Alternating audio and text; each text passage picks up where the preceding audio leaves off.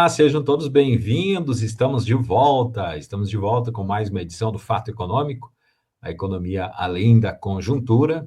A gente, todas as semanas, vem aqui neste programa trazer dados e informações na segunda-feira sobre o Boletim Focus e a gente faz uma análise aí do que está acontecendo, também os principais fatos, para saber como que a economia está reagindo aí às informações. Comigo, André da Silva Pereira, doutor em economia, Presente. amigo, está presente hoje e a gente vai trocar uma ideia aí sobre, para começar o Boletim Focus, né? Eu vi que tu colocou ali também para falar da lei da reciprocidade, a economia brasileira. Por onde que tu quer começar? Diz aí. Vamos começar pelo Focus, né? A gente se concentra hoje um pouco menos no Focus, depois vamos um pouco mais da economia política ali com a lei da reciprocidade, né?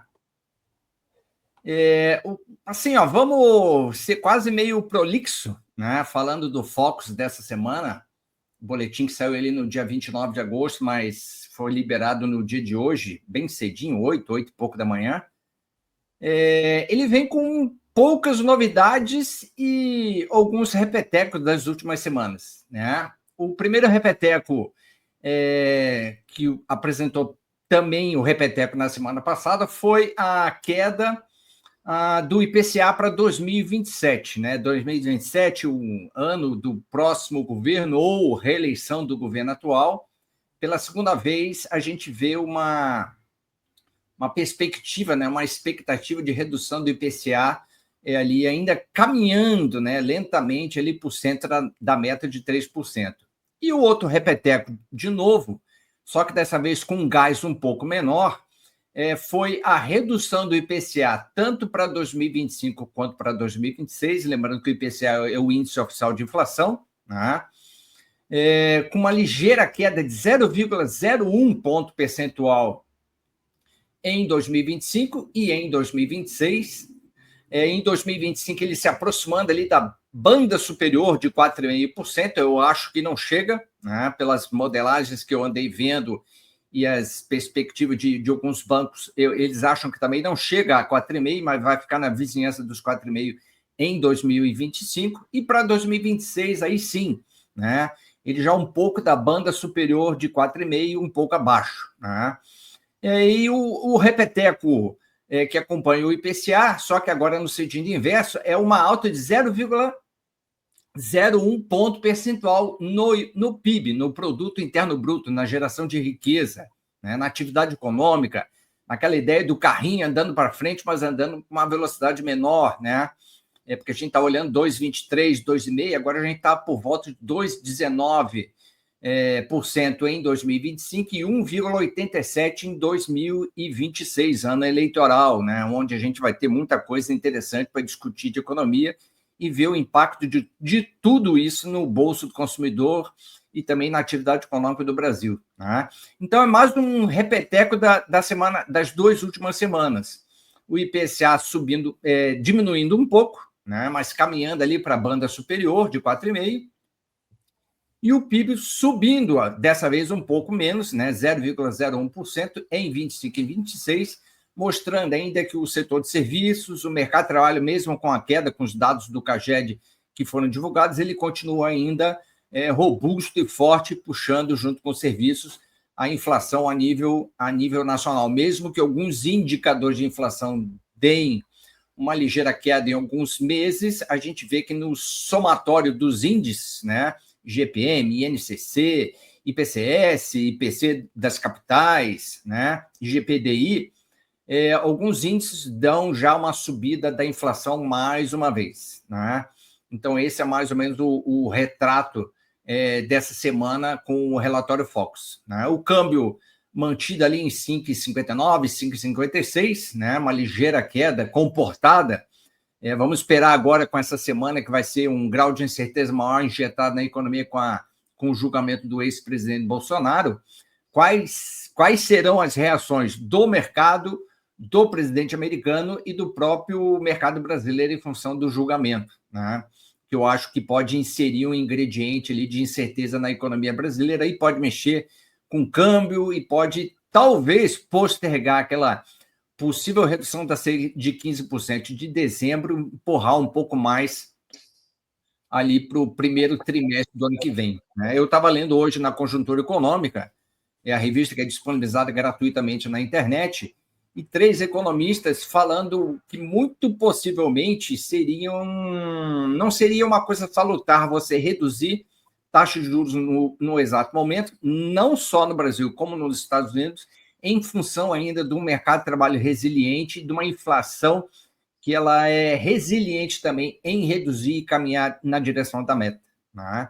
Esses 3 economistas sugeriram, né, que não fosse reduzido nesse exato momento a taxa de juros, tanto brasileira quanto americana, que fosse empurrado um pouco mais adiante para aí sim ter uma sinalização correta que o núcleo da inflação está em queda, para aí sim o Banco Central começar a reduzir taxa básica de juros, a famosa Selic. Isso aí, Moisés. Eu estava com essa palavra aí na minha mente, sinalização. E eu queria te perguntar qual é a sinalização do Boletim Focus de hoje, que tu não me falou.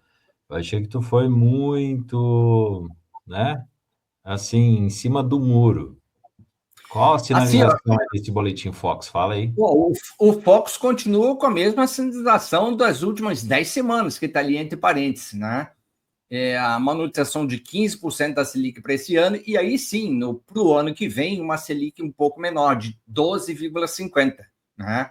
Os bancos já têm mais ou menos, se não me engano, mais 3 semanas. A primeira reportagem que eu vi foi do Banco Itaú, depois eu vi do BG Pactual, e o terceiro, se não me engano, era alguém do Nubank, falando que já existe uma possibilidade, em função dessa acomodação desses indicadores econômicos brasileiros nas últimas semanas, de uma possível antecipação de queda dos juros da Selic, né, do primeiro trimestre do ano que vem para dezembro desse ano. Tá? Mas tu não acha que, por exemplo, assim, ó, eu tô vendo aqui os dados do IPCA, por exemplo, e eu tô vendo que ele está se aproximando do teto da meta. Talvez no centro ele não vai ficar, acho que isso é certo. Mas no teto, que é 4,5%, que, digamos assim, que no início do ano a gente não via essa possibilidade, parece que ele está se aproximando ali. Tu acha que pode chegar ou a atividade econômica maior agora no segundo semestre, final do ano, pode colocar água nesse chope aí do IPCA no teto da meta? Eu acho que o Banco Central não está nem olhando para o que vai ocorrer. Não é a preocupação principal do Banco Central olhar agora o que vai ocorrer em outubro, novembro, dezembro na economia brasileira. Eu acho que o que ele está namorando um pouco mais com atenção são os juros futuros e o núcleo da inflação. Né? Se a gente entra ali no site do Banco Central, consegue pegar ali o núcleo da inflação, tu vê que o núcleo da inflação ainda é resiliente na queda. Né? Então, por ser resiliente na queda, exige, então, um pouco mais de manutenção dessa taxa de Selic, que é altíssima, salgada, impacta crédito, consumo e renda, impacta a atividade econômica, né? E, além disso, os juros futuros, né? Os juros futuros 27, 26, 27 também já apresentaram uma leve redução, mas não tanto assim que impactem positivamente os títulos públicos, impactem positivamente a economia brasileira, para aí sim, hoje, se pensar em reduzir taxa Selic. Então, praticamente ninguém está apostando que vai ficar ali nos 4,5%. Acho que essa é a realidade, né? Apesar de Eu acho que ter sim. essa tendência aí de queda, eu acho que ninguém está apostando nisso. Não, eu acho que no teto da meta inflação de 4,5%, ninguém, acho que nenhum banco. Eu já li ali o Itaú, as publicações do Itaú, do Bradesco Economia em Dia, né, do BG Pactual, nenhum deles estão dando ali uma meta de inflação de 4,5%. Vai ficar alguma coisa entre 4,6%, 4,7%, 4,8%, né? Só que eu acho que os modelos também não estão incidendo nessa incerteza da eleição do Bolsonaro e do comportamento do presidente americano, né? Que aí esse grau de incerteza pode impactar PIB, câmbio e Selic. Né? Então, acho que é mais ou menos isso que a gente vai ver durante mais uma semana aí. E o que tu tem para dizer aí da lei da reciprocidade que tu colocou ali nas tuas manchetes? Essa semana está indo um grupo, se não me engano, mais de 100 empresários aos Estados Unidos, conversar com o USTR lá nos Estados Unidos, conversar com alguns membros do Congresso americano sobre a questão da imposição de tarifa de 50% ao Brasil. Né? O problema foi que o nosso presidente, o nosso governo, autorizou, né, já criar uma medida de reciprocidade, né, que ainda não está muito clara como vai ser feito, né? E aí, quando você começa a ler a reportagem, né, redes sociais, a informação de alguns economistas, de alguns jornalistas que trabalham no ramo e centram na análise desse quesito, os países que fizeram alguma retaliação, algum grau de reciprocidade, esses não fecharam ainda acordo com os Estados Unidos. Um exemplo é o Canadá e a própria China, né? E os países que aceitaram, vamos dizer assim, entre aspas, aceitaram a tarifa do Trump e foram para lá negociar, esses conseguiram fechar um acordo, né? Então, eu acho, e os empresários ficaram meio receosos. Pô, agora que a gente está indo lá, você vai anunciar que vai dar uma reciprocidade. Isso pode criar uma animosidade, né? Um clima ruim para essa negociação. E para o empresariado que quer uma negociação, acho que ficaria uma situação bastante complicada para conseguir fechar um acordo favorável para as empresas, porque, na verdade, a gente está brigando não só para o mercado exportador, mas a gente está brigando também pelas pessoas que têm um emprego no Brasil e podem ter algum impacto negativo com essa perda de emprego, perda de salário, né? Impacto econômico, recessão, né? Porque a gente sabe que não é fácil para determinados grupos de produtos você sair do mercado A para o mercado B, né? A gente está vendo agora algumas reportagens que o pessoal da carne saiu dos Estados Unidos, foi para o México, foi para um outro país. Tá, tudo bem, né? Mas e outros produtos? Móveis, mel, a gente oferece um monte de produtos lá, que o próprio café, né? Então, a gente vê que o impacto em alguns setores pode ser bem prejudicial para se criar ou se impactar uma lei de reciprocidade para essas empresas. Tá certo. Então tá, obrigado aí, André, por, né, trazer para a gente essas análises tão claras e precisas aí sobre este momento, sobre o Boletim Focus, e a gente volta então na próxima semana com mais um Fato Econômico, a economia além da conjuntura. Um abração, até. Isso aí, grande abraço.